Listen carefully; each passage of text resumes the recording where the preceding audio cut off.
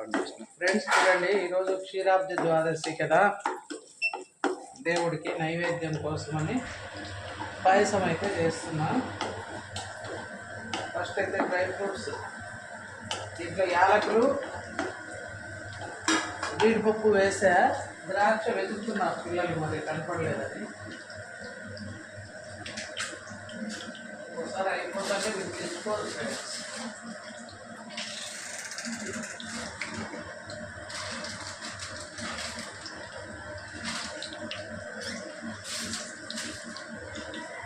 Okay, ఇప్పటికైతే ఉండదు ద్రాక్ష లేదు, ఊరికి ఎత్తుకునే లేదు లేండి.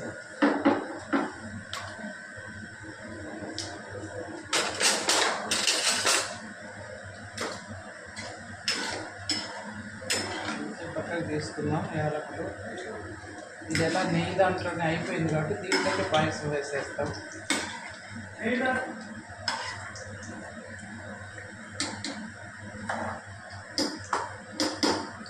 ఈరోజు సేమియా వేయించి చేస్తాం ఫ్రెండ్స్, కొత్త పెట్టుకున్నాం.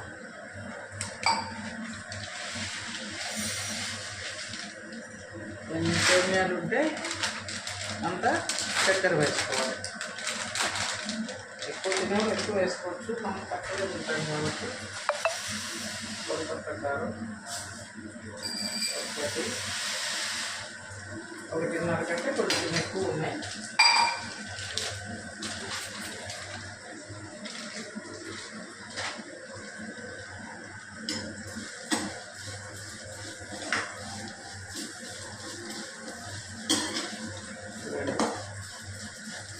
సేమియా కొంచెం కలర్ మారేంత వరకు వేయించుకున్నాం.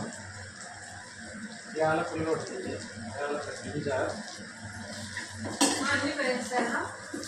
ఏందో కడుగు మావి బుడ్డతో తెచ్చినా చూడు. నిన్న కవర్ ఒకటి అయితే తను తెచ్చిందా నేను అయిపోయింది. ఇట్లా ఫ్లేవర్ వచ్చేంత వరకు బాగా వేయించేస్తున్నా.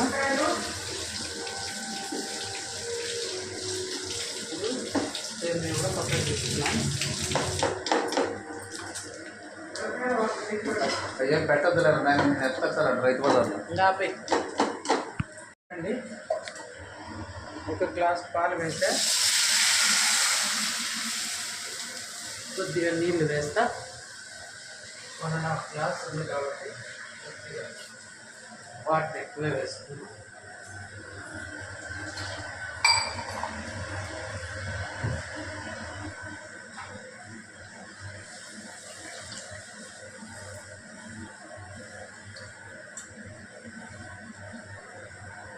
ఇందులోనే పంచదార ఒక గ్లాస్ వేస్తాను ఫ్రెండ్స్, ఎందుకంటే షుగర్ పేషెంట్లం కాబట్టి మేము కూడా తింటాము.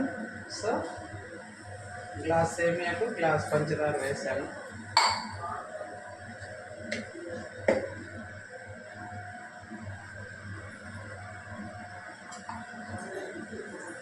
ఒక గ్లాస్ నీళ్ళు. ఏమో తల్లి ఆపైపో చెప్తా పాపతో చెప్తున్నాయి కదా బాగా. ఇప్పుడు ఈ డ్రై ఫ్రూట్స్, సేమియా అన్నీ వేసేద్దాం. దీంట్లో నెయ్యి ఉంది కాబట్టి అయిపోయింది ఫ్రెండ్స్.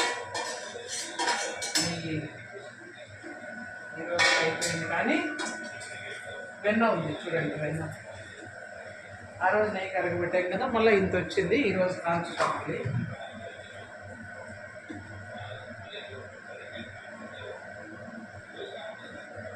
అంతే ఫ్రెండ్స్, సింపుల్ పాయసం రెడీ. మనకి ఇప్పుడు ఈ కార్తీకమంతా నైవేద్యాలకు తొందరగా కావాలి అంటే ఇలా సింపుల్గా చేసేసుకోవడమే. పాలు, పంచదార, సేమియా, ఈ యాలకులు, జీడిపప్పు, దీంట్లో ఎండు ద్రాక్ష కూడా వేసుకోవచ్చు. ప్రస్తుతానికి కిస్మిస్ అయిపోయినాయి కాబట్టి నేను వేయలేదు. బాదం వేసుకోవచ్చు, ఏదైనా మనం ఉంటే పిస్తా, ఇలా డ్రై ఫ్రూట్స్, గుమ్మడి గింజలు, దోస విత్తనాలు లాంటివి ఉన్నా కూడా వేసుకోవచ్చు ఫ్రెండ్స్. ఇప్పుడు ఇంకా ఈ సేమియా కొంచెం కొట్టగానే దించేసుకోవడమే. కాసేపు ఉడకనిద్దాం. ఆపే లాస్ట్